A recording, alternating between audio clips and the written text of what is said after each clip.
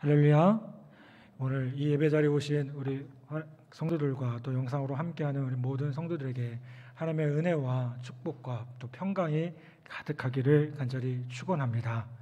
아멘. 미국에서 목사가 헌금에 대해서 설교할 때 교인들이 무슨 생각을 하는지를 설문조사를 했답니다. 그 설문조사를 해서 여러 가지 이렇게 결과가 나오는데요, 1위가 뭐였냐면 이렇게 나왔답니다.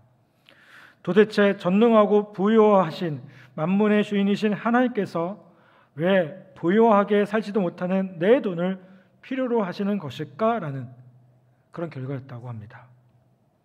아마 우리나라 우리 성도들도요, 이 동일한 의문을 가지고 있을 수 있다는 생각이 듭니다.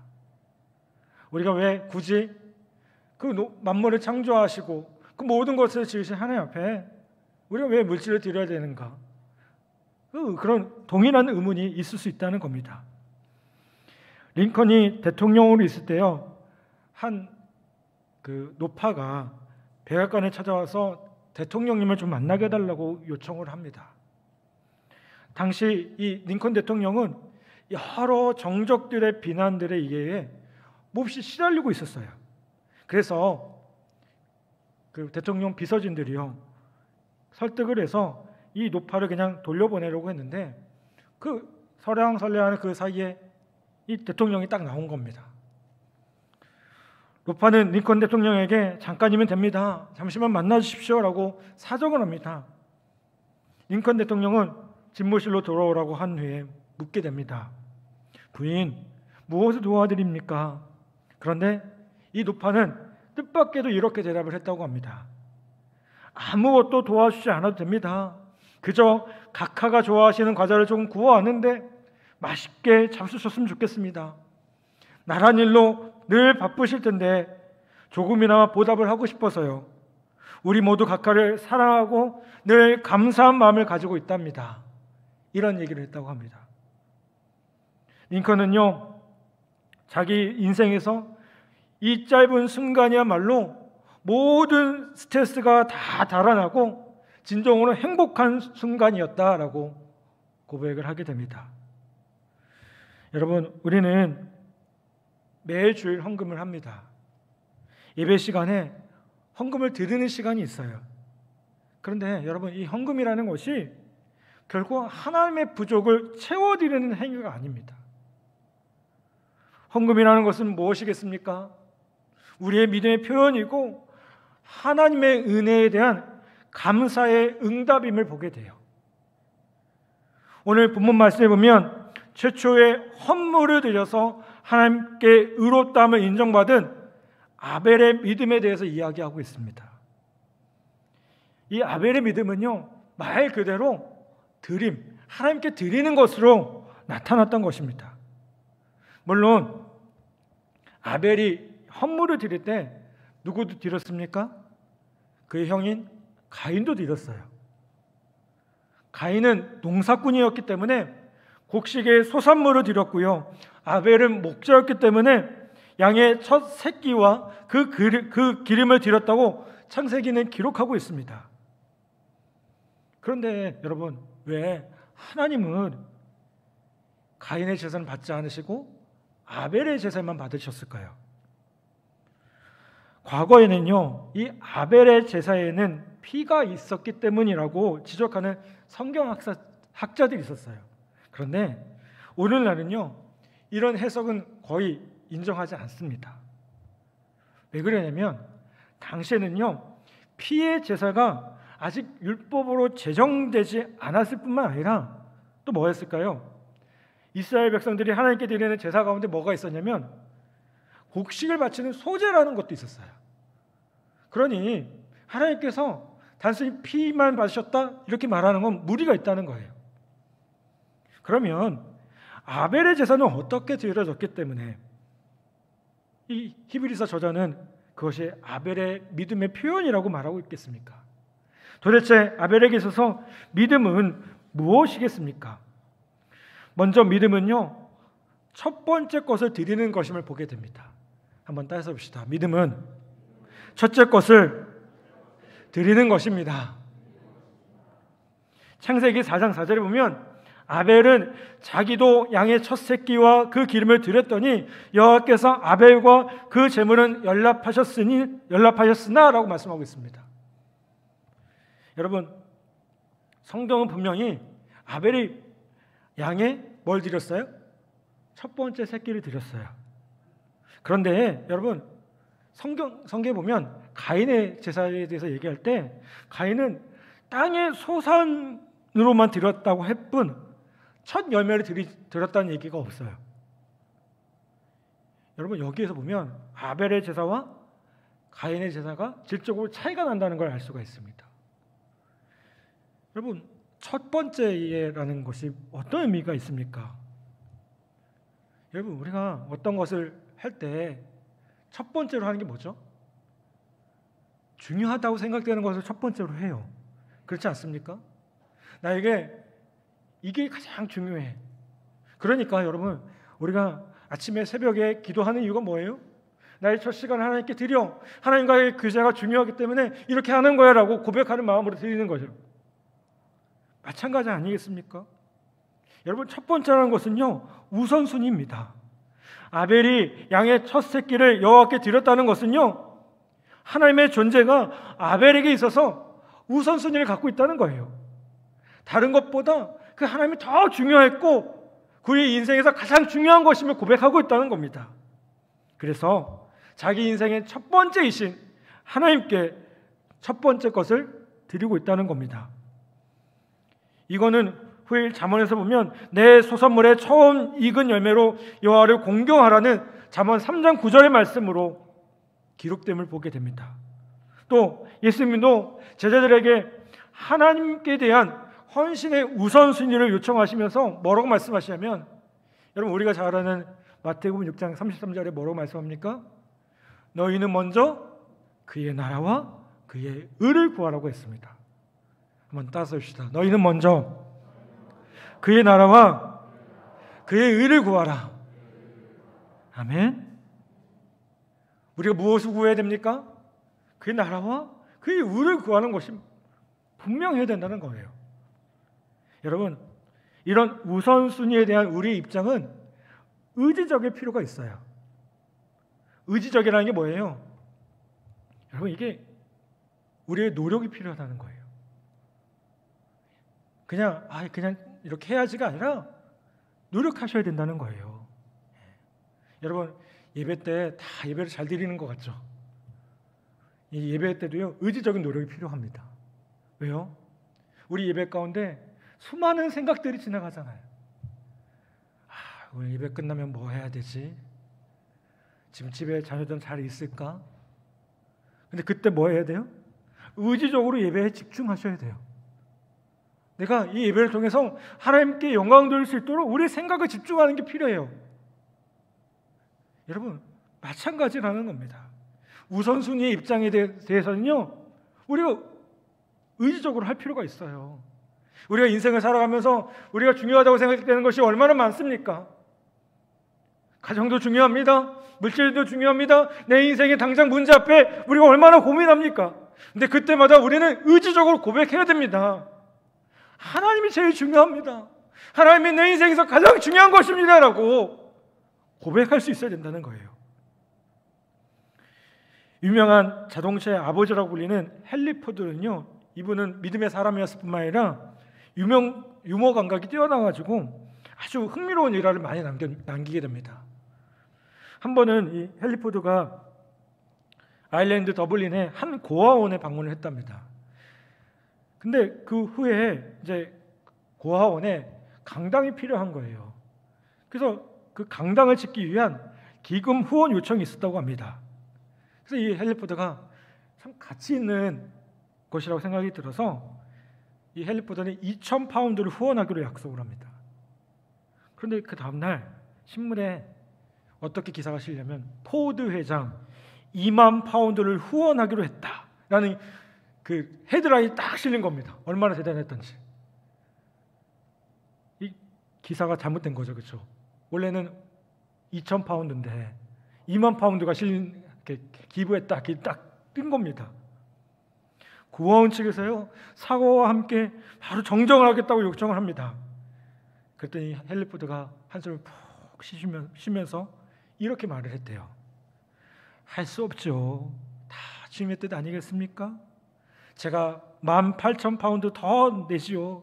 그 대신 강당이 완공되면 입구에 이런 글이나 써주십시오. 헨리 포드의 뜻이 아닌 하나님의 뜻을 따라 헌금을 드립니다. 여러분, 우리가 물질을 드릴 때, 헌금을 할 때 여러분 왜 할까요? 우리의 존재의 첫 번째 이유가 되신 그 하나님께 하나님의 뜻을 따라 우리의 최선을 드리는 행임을 보게 돼요. 여러분, 우리가 정말 하나님을 최우선순위로 하고 있습니까? 하나님이 내 인생에서 가장 중요한 분으로 고백되고 있습니까? 그렇다면 그 고백이 자연스럽게 드리는 것으로, 나누는 것으로 표현될 수밖에 없다는 겁니다. 또 아벨의 믿음의 모습을 보면 아벨의 믿음은요 좋은 것을 드리는 것임을 보게 돼요. 한번 따라 봅시다. 믿음은 좋은 것을 드리는 것입니다. 아벨은요 먼저 뭘 드렸어요? 첫 번째 것을 드렸죠. 그 다음에 뭘 드리냐면 오늘 말씀에 성경에 보면 기름을 드렸다는 표현이 나와요. 창세기 4장에 보면. 여러분, 이 기름이라는 게 구약 시대에서는요 가장 좋은 것을 의미했습니다. 그래서 제물을 드릴 때, 그 하나님께 제사 드릴 때 기름 부분은요 어떻게 드리냐면 이걸 태워서 드려요. 기름은 주님의 몫인 거예요. 태워서 드린다는 거는. 왜요? 태워서 드리면 이게 하늘로 올라가잖아요. 없어지잖아요. 이 주님 것이라는 거예요. 지금처럼 영양 과잉 섭취 시대에서 보면 오히려 기름 많은 것보다 어떤 거 드세요? 좀 기름이 좀 적은 거. 물론 때로는 기름이 넉넉한 게 좋지만 다이어트 하는 분들 보면 보통 뭐 드세요? 기름기 없는 그 닭가슴살. 그렇죠? 그런 거 많이 드시잖아요. 제가 얼마 전에 저희 아들이 저한테 물어보더라고요. 아빠는 음식이 뭐가 제일 좋아? 이렇게 물어보더라고요. 제가 뭐라고 대답하면 그냥 아무것도 생각나지 않는데 먹고 싶은 게 있더라고요. 갑자기. 제가 요즘에 살 뺀다고 좀 몸부림치고 있거든요. 무슨 생각이 들었냐면 갑자기 딱 드는 생각이 삼겹살이 먹고 싶어 그랬어요. 그냥 갑자기 그 생각이 딱 드는 거예요. 그래서 아들은 제 아들은 삼겹살 이렇게 썼어요. 하여튼 여러분 물론 그렇게 가끔 많이 생각날 때가 또 있지만 여러분 부모님 세대에 보면 이 기름이라는 게 최고의 음식 아니었습니까? 그래도 뭐예요? 국이 나오는데 그 기름기가 좀 있어야 고깃국도 그냥 기름기가 좀 있어야 최고의 음식이었잖아요. 그런데 또 보면 아직도요 이 땅에 이 세상의 가난한 지역에서 보면 여전히 지방 섭취를 위해서 기름이 필요한 것임을 보게 됩니다. 여러분 중요한 교훈은 바로 이것이에요. 기름이란 것은요 좋은 것의 상징이고요. 아벨은 뭘 드리고 싶은 거예요? 좋은 것을 드리고 싶은 거예요. 여러분 왜 아벨이 하나님께 좋은 걸 드리고 싶어 했겠습니까? 아마도 자신의 삶에서 하나님께서 좋은 것을 받고 있다는 것을 깨달았기 때문에 그런 것은 아닐까라는 생각이 들어요. 가장 좋은 것으로 채우신 주님께 가장 좋은 것으로 드리는 것은요 당연한 도리라고 생각했을 것입니다. 야고보서 1장 17절을 보면 이렇게 말씀합니다. 가장 좋은 은사와 온전한 선물이 다 위로부터 빛들의 아버지께로서 내려오나니 라고 말씀하고 있습니다. 여러분 하나님 정말 좋으신 하나님 아니겠습니까? 아멘? 여러분 그분께 어찌 좋은 것으로 어떻게 드릴 수 있겠습니까? 그건 당연한 거 아니겠습니까? 그러므로 여러분 헌금이라는 것은 하나님의 선하심을 체험한 사람들이 그 마음속에 깊숙한 곳에서 올라오는 그 감동을 표현하는 방법입니다. 그래서 시편 기자 중에 이런 얘기를 했어요. 하나님께서 내게 주신 은혜를 무엇으로 보답할 거라는 고백을 했습니다. 문제는 우리가 어떨까요? 이런 감동을 잃어버리고 살아간다는 거예요. 이런 감동을 자꾸 잃어버립니다. 우리 하나님 좋으신 분이시잖아요. 아멘. 우리 그 찬송 그런 찬양 있잖아요. 좋으신 하나님, 좋으신 하나님, 참 좋으시 나의 하나님. 여러분, 하나님 얼마나 좋은 분이신가요? 그런데 우리는 이걸 자꾸 잊어버립니다. 그 감동을 잊어버려요. 어떤 분이 이런 얘기를 하더라고요. 설교를 못하는 목사님과 혼자 사시는 할머니의 공통점이 있답니다. 그게 뭐냐면 영감이 없다는 거예요. 영감이 없대요. 제가 그 얘기 듣는데요, 나는 과연 이 영감이 하나님께 주신 그 마음이 있는가, 그 도전이 있는가, 자꾸 점검하게 돼요. 여러분, 우리가 이 예배 드릴 때 어떤 마음으로 드려야겠습니까? 그냥 예배니까 드리지. 그게 아니고요. 하나님께서 내게 주신 것이 무엇일까? 그 은혜를 기억하고 그 은혜를 자꾸 상기하는 거예요.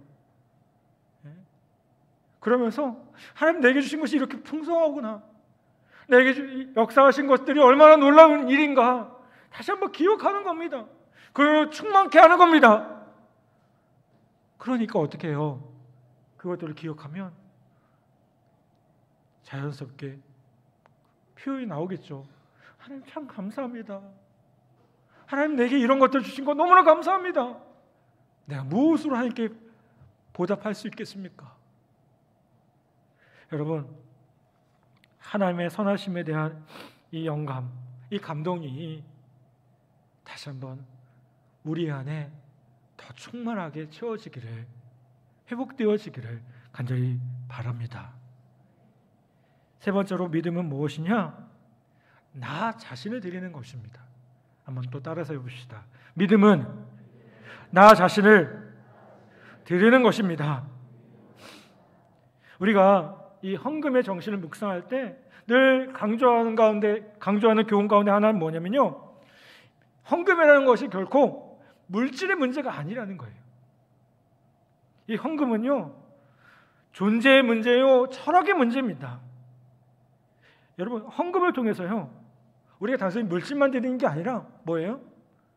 우리 자신을 드리는 겁니다. 고린도후서 8장에 보면 사도 바울이 고린도 교회 성도들에게 마게도니아 교인들의 헌금에 대해서 칭찬하면서 이렇게 말합니다.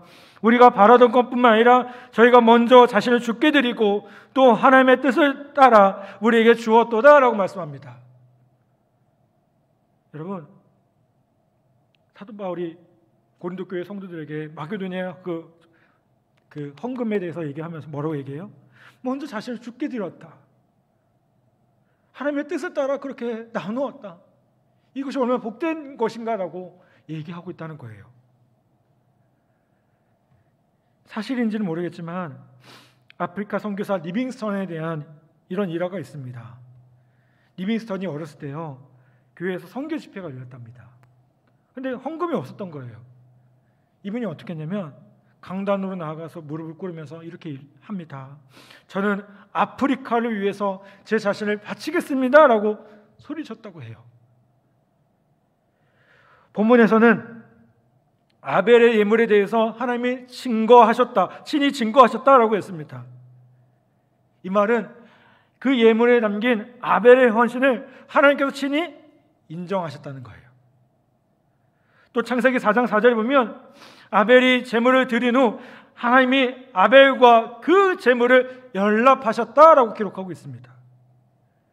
자, 뭐라고 얘기했다고요? 아벨과 그 제물을 연락하셨다.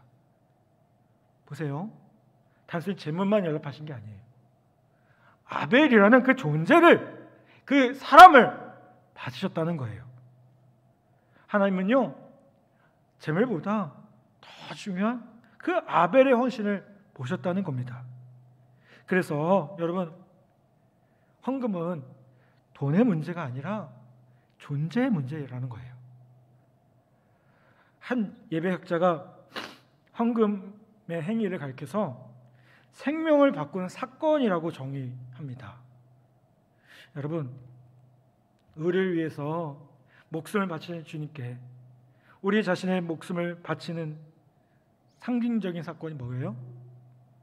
하나님께 드려지는 그 시간들, 그 헌금의 시간이에요. 그래서 여러분, 예배에서 가장 그 은혜의 절정의 시간은요, 설교 시간이 결코 아닙니다. 설교는 그저 우리가 반응하고 듣는 거죠, 말씀에 대해서. 그런데 더 중요한 시간은 언제일까요?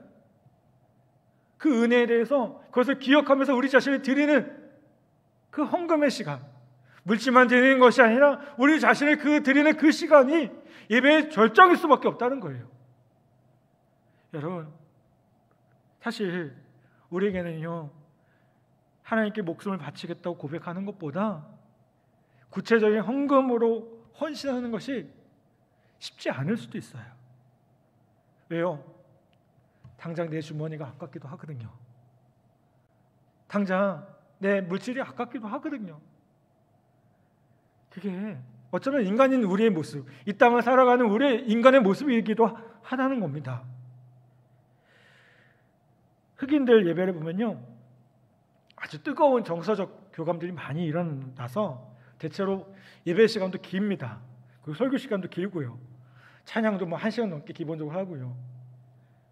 그리고 그러다 보니까 또 설교자의 그 설교 시간에 그 메시지 회중들이 반응을 해요. 아마 영상을 보신 분들도 아시겠죠?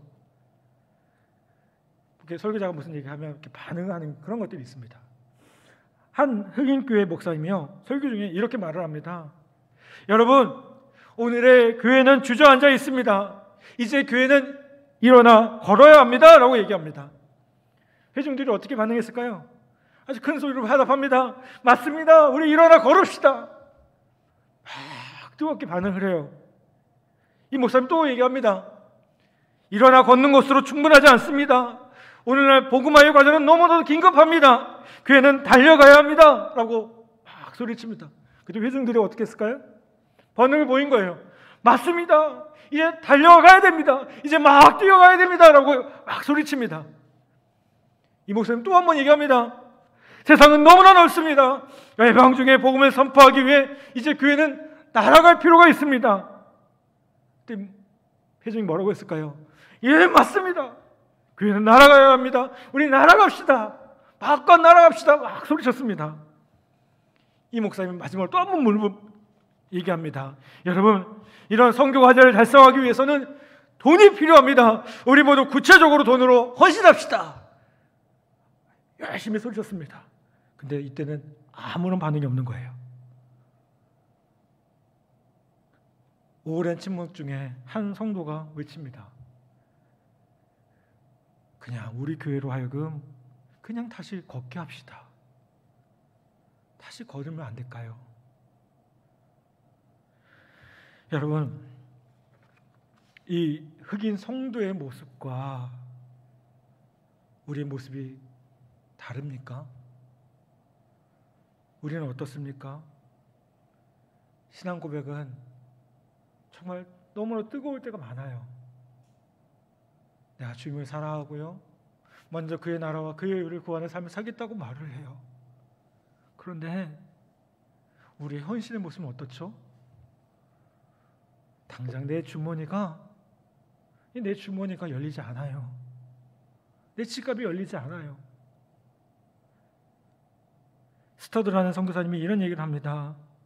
주님께서 십자가에서 자신의 생명을 들여 주신 것이 참으로 사실이라면 우리의 어떤 희생도 결코 지나친 것일 수는 없다. 무슨 말일까요? 주님께서 십자가에서 우리에게 다 주셨잖아요. 여러분, 우리 교회에 십자가 걸려 있습니다. 이게 멋있어로 걸렸습니까? 아니요. 우리 위해서 다 주신 것을 표현하고 있어요. 생명도 주셨는데요. 그래서 이게 거짓말입니까? 사실이잖아요. 그러면 우리의 그 어떤 희생도요, 결국 지나칠 수 있는 게 아니에요. 생명까지 주셨는데.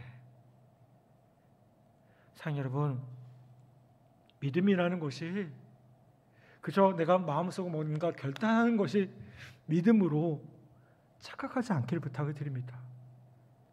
믿음은 구체적인 삶의 도전을 요구합니다. 이 아벨의 모습을 보십시오. 아벨은요, 하나님을 최우선순위로 삼았습니다. 그리고 가장 좋은 것으로 드렸고요, 무엇보다 자기 존재 자체를 하나님께 드릴 수 있었습니다. 이게 믿음 아니겠습니까? 물론 이런 모습으로 살아가는 게 쉽지 않을 수도 있습니다. 그런데 하나님은 이미 우리에게 십자가라는 그 놀라운 은혜를 통해서 이것을 도전하고 있습니다. 사랑 여러분, 어렵고 힘들지만 삶의 자리, 우리의 인생의 문제 앞에 하나님, 내 자신을 드립니다. 하나님, 내 것을 좀 드립니다. 하나님, 그거 귀한 도구 되게 해달라고 함께 결단할 수 있는 우리 모두 되기를 간절히 바랍니다. 아벨의 헌신과 드림이 하나님께 인정받은 것처럼 오늘 우리가 드리는 그 헌신과 드림을 통해서 하나님께 영광 돌리며 그것을 통해서 우리의 삶 가운데 더 넉넉하게 채우시고 더 풍성하게 역사하시는 그 하나님의 은혜를 경험하는 우리 모든 성도들 다 되시기를 주님의 이름으로 간절히 축복합니다. 아멘.